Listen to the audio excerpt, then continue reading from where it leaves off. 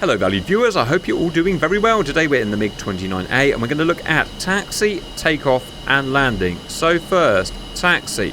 Make sure we've got our takeoff flaps on. Oh, I can't see them. Get rid of my pilot. Right, shift and pupper. Our flaps are not down, so we need that middle one there for takeoff position. Next, check our wheel brake works. It sounds stupid. It's so common in DCS for people to set their wheel brake axes up wrong. So I'm going to push my toe brake, and you can see as I push it, the lever should go in, and that is the right way around. It's really easy to bind them the wrong way around, which is just why I'm mentioning it. Feed both powers forward just a titchy little bit. We can use our rudder axes, or a rudder bar as they call it, to steer left and right. If you need to increase rate of steering, you can press and hold nose wheel steering button to increase that, but I'm probably not going to need to. Another thing we should do when we're turning is to ensure our HSI turns with us, to make sure our HSI and our nav system is all set up correctly as it is, and that's it. Don't crash. Stay in the middle of the taxiway, unlike I've done there. If you do go a bit too fast, which is really easy to do like I'm doing now, off the power, hammer on the brakes and just get it under control before you go off of the asphalt or the concrete. Alright, line up in the centre of the runway. Make sure your crosshair is pointing down the end of the runway and centred. Brakes on and hold. Let's talk about takeoff. So first of all, we will have our brakes fully applied so that we don't move. We'll rev it up, the engine up to about 80 to 90% on the tacho, which it will hold. Then we will remove our brakes. Then we will go up to full throttle, i.e. afterburner. You don't have to use afterburner, but let's face it, most of the time you will be.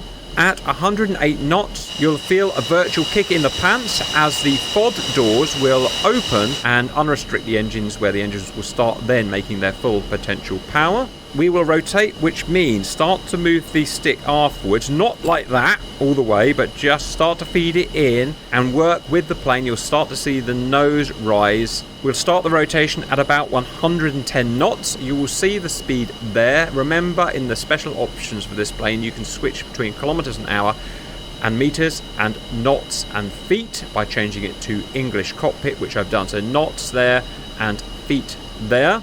The speed at which the aircraft will actually leave the ground will depend on how heavy it is. In terms of our full rotation, we want to make sure that the bore sight of our aircraft there is marrying between 8 degrees, roughly about there, and about 10 degrees there. Or realistically, just try and marry that guy up with the 10 degrees in terms of the elevation, and we're going to stay at that as we climb. Another way that real pilots do is match the actual visual horizon roughly with the top of the IRST ball there, although just be careful because that can be adjusted with, you know, where your head position is.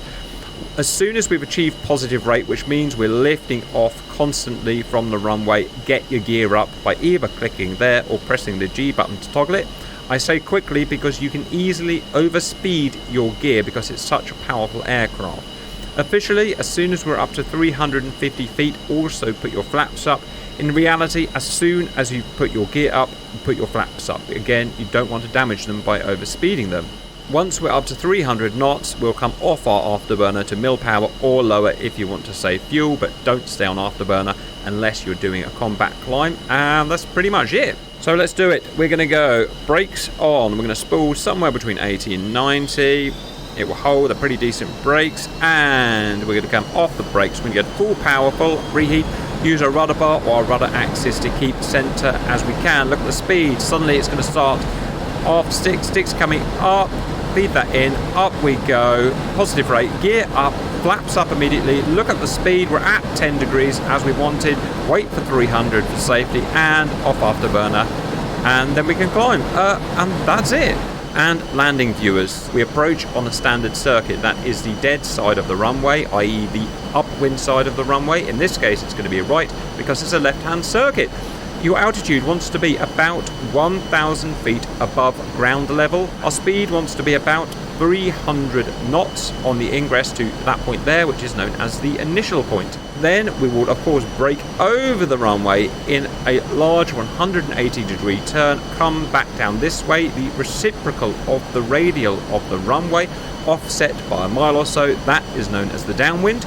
On the downwind, we'll stick at about 1,000 feet. We'll come down to about 220 knots where we get the plane dirty, which means putting your gear down and putting your flaps down to the full landing position. We'll then progress down the downwind until we've decided that we are a couple of miles past the end of the runway known as threshold, at which point we'll start our base turn, which is just yet another 180-degree turn from the reciprocal on to the landing radial of the runway.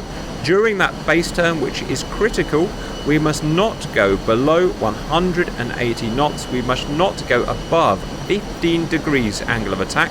Our angle of attack is shown there. Currently it's 0 because we're paused, but that will populate once we start. At the end of our base turn, we will go on to our final for about 2 miles. Our final will be done at about 175 knots. We will slowly descend to the runway.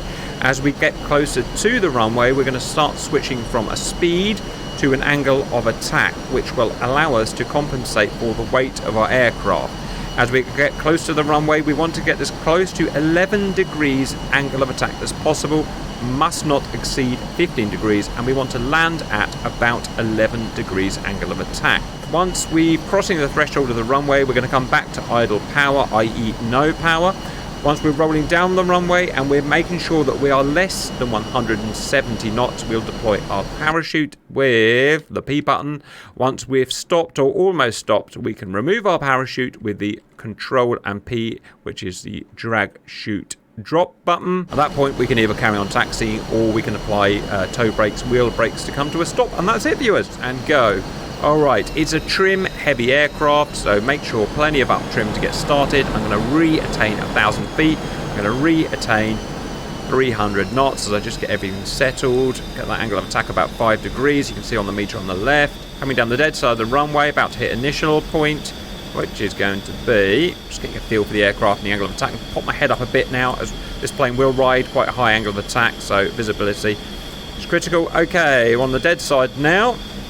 Along the runway at about the correct altitude, at about the correct speed. It doesn't have to be perfect. You're not trying to do milsim here. Well, maybe you are, but you're watching the wrong channel if you are. About in the middle of the runway now, we're going to make the brake, left roll, maintain the power.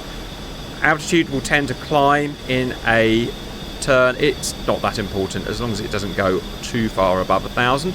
Speed, as we do this turn, is going to come down to about 220 for our downwind leg, which is obviously along the wind axis. I'm going to space ourselves out a mile or so from that runway. It's not super critical. Just make sure you can see it okay, which this runway is not easy to see, I admit, but we'll be okay. A bit more trim. The slower you go, the more up trim you need to add, obviously, to compensate for it. Otherwise, you're going to be fighting the aircraft the whole way around. I would say that's not quite right. I would say that's reciprocal there, heading. You can do it properly if you know the heading of the runway, but I just do it visually. It's just a VFR landing as it's known. Okay, down to 220 knots. That's near enough for me. Let's retrim it there. Get the plane dirty. So that is gear down. That is flaps fully down. At this point, the aircraft is going to balloon up as it generates much more lift at the lower speed. So just compensate for that with your trim. A bit of down trim now. We're on speed, we're on altitude, we're on reciprocal radial. Everything is looking beautiful. It's nice when it goes like this. How far you extend past the runway will be a function of the 3-degree descent angle that you want to achieve. Now, in reality, none of us can work that out in our head, so just do it by eye. About a mile to 2 miles will give us close enough to that 3-degree descent that we want to do. Again, don't worry too much about straying off altitude. As long as it's a couple of 100 feet, it's fine. It doesn't matter. As long as it's a couple of tens of knots, it doesn't matter. It's not gonna hurt anyone. Good. Okay, I think that's near enough. Base turn. Start now. Base turn. Official procedure is to just ensure you don't go below 180 knots because speed will bleed off as angle of attack goes up. So about 200 is going to be safe. Altitude, maintain 1,000 feet. There's no point of descending at this point. In fact, if anything, it's going to make it harder to see the runway. Obviously, this is a visual reference landing only. If you're doing it at night, it's a completely different kettle of fish, but we'll worry about that on the night video. So, perfectly balanced. I'm literally not touching the stick or rudder bar or throttle now. The aircraft is driving itself. Now, this is doing it quote-unquote, properly. If you're very confident, you can go in for an air show landing and you can do everything half the size, half the size of the downwind, half the size of the base turn and stuff like that. But just keeping it simple and safe in this case. So you want to time the turn so that you finish the turn exactly on radial. There is no real way of knowing how to do that. It's just looking at the runway, looking at the angle, and it's experience of looking at how the runway should look when you come up with your radial. When you've done it enough hundreds of times, it'll just suddenly magically click, like driving a car, reversing around a corner. You just suddenly know how to do it, and there you go.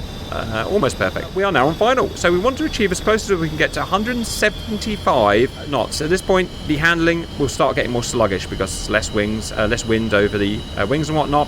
What we don't want to do is dive towards the runway. So I'm actually putting my nose up a bit because I want to increase my angle of attack. What I want to do now is start working my angle of attack because we're within about a mile of the runway, up to 11 degrees. Look, it's on the left, you can see there. To do that, I'm going to keep the bore sight of the aircraft, the cross, above the runway. I'm going to feel my descent so that I will intersect the end of the runway, and I'm looking at my meter on the left, which is my angle of attack meter. So, sorry, I'm trying to explain a lot. Let me just get this right.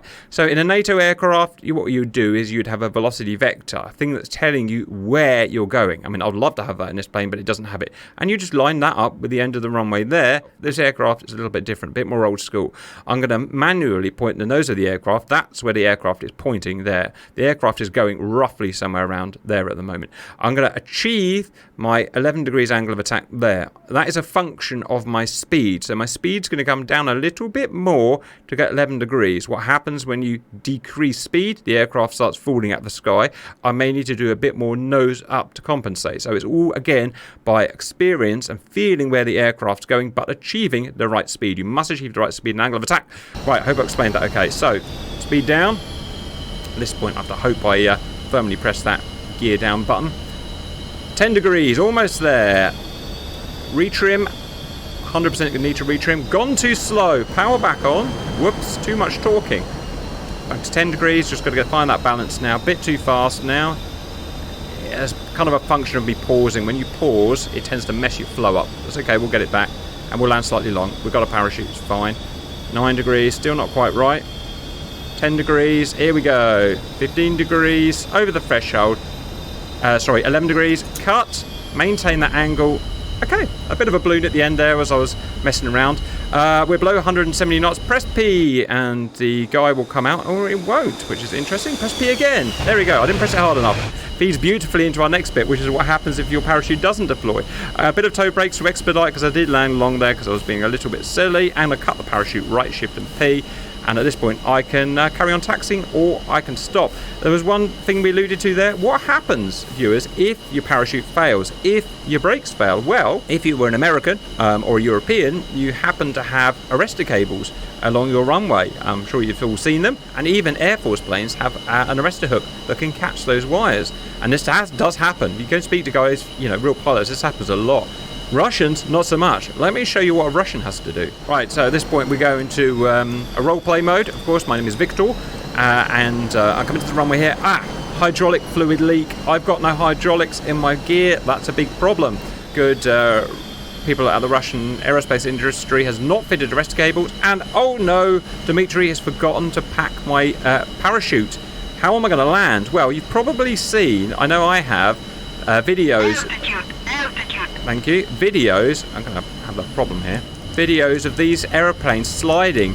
And I always used to think it was pilot error, but it turns out it's not. It's this. I need to find a way of stopping, so I'm going to land. I'm on my wheels. I have to go to emergency procedure. I actually put my gear up and slide it. Generate enough friction to land it. So it works, guys. You can use your rudder to steer it. It's literally quite amazing.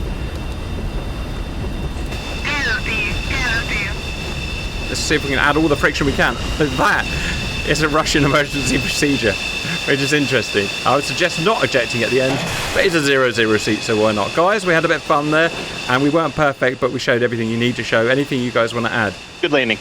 All you right, walked away. I did. Well, it might be a broken leg. I hope you enjoyed that, viewers, and bye-bye.